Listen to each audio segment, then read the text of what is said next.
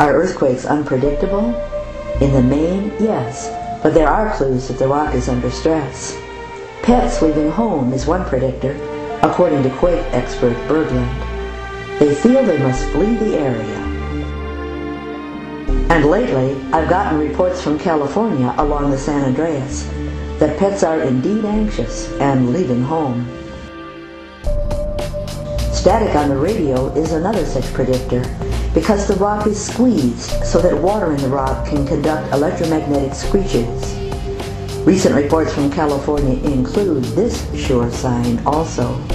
In November, the New Madrid area from Arkansas to Dallas began booming.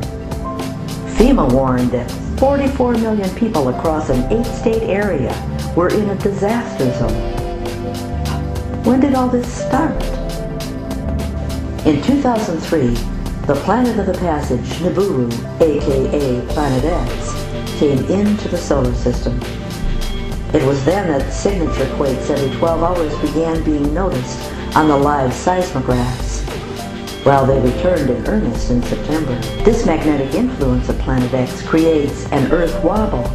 The south pole of Earth is grabbed and the north pole is pushed away on a daily basis. The wobble is palpable and can be seen in this snow cover analysis.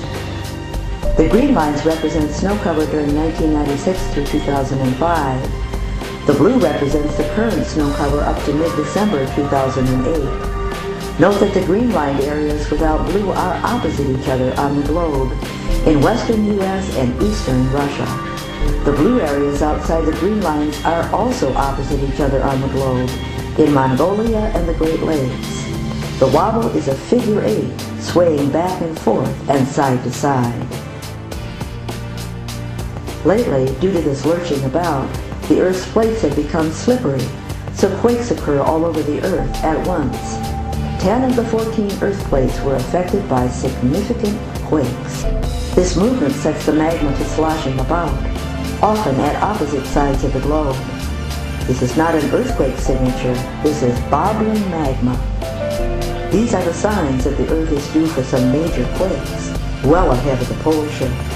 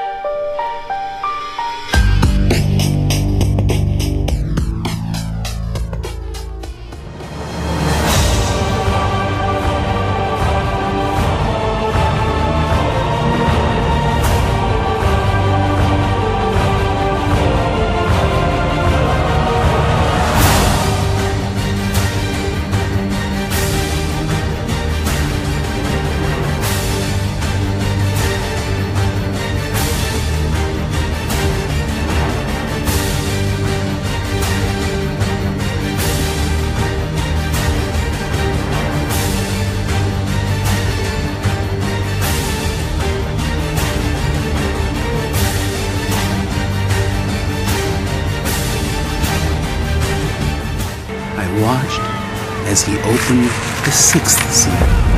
There was a great earthquake. The sun turned black like sackcloth made of goat hair. The whole moon turned blood red, and the stars in the sky fell to earth as figs drop from a fig tree when shaken by a strong wind. The sky receded like a scroll, rolling up, and every mountain and island was removed from its place. Then the kings of the earth, the princes, the generals, the rich, the mighty, and everyone else, both slave and free, hid in caves and among the rocks of the mountains.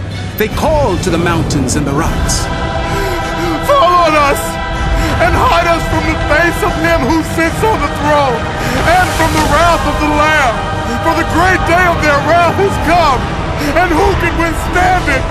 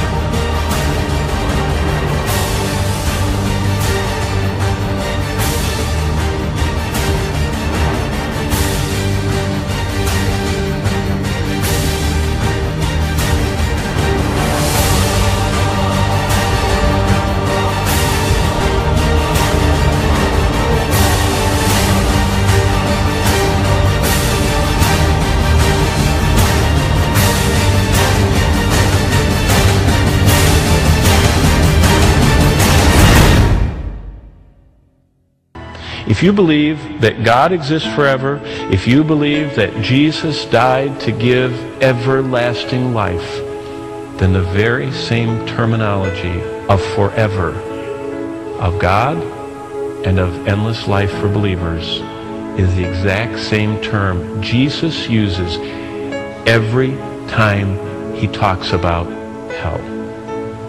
And so our friend, as he thinks of forever, his mind begins to labor in the blackness.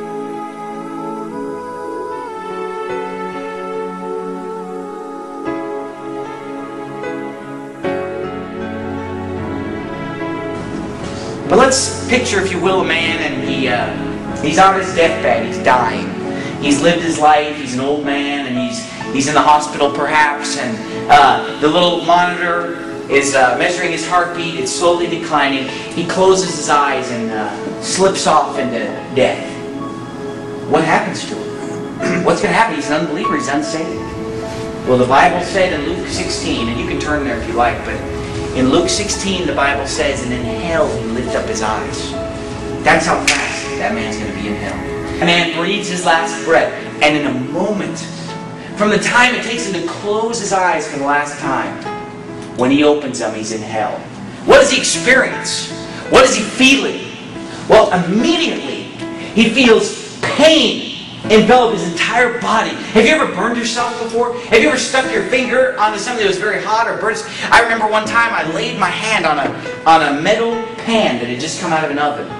And I seared the whole palm of my hand, and it peeled and blistered, and it was extremely painful. And even after I took my hand away and ran it under cold water, I could still feel that burning sensation. Another time, as a child, I spilled hot glue on myself, and I couldn't get the glue off. It was an extreme pain, and it went on for hours after I'd gotten rid of the glue. Hours after I'd run under cold water. He's going to feel, the first thing that's going to get his attention is just to feel the burning all over his body. Every square inch of his body inflamed in literal fire. Laying in the hospital bed, he breathes his last breath. The monitor goes up.